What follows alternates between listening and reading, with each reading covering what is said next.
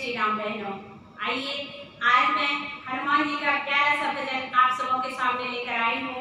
सुनिए और आनंद उठाइए। हनुमान जी राम जी के सेवक हैं और शंकर भगवान के भी सेवक हैं। शंकर भगवान का भी पूजा आराधना बहुत मन से करते हैं। तो आइए सुनते हैं सावन स्पेशल हनुमान भजन।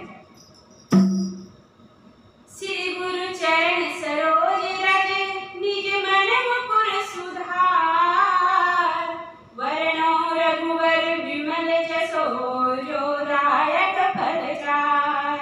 बुद्धिहीन तनु जानिके सुमिरो पवन कुमार, बल बुद्धि विद्या दियो मोहि हरहु कलेश विकार।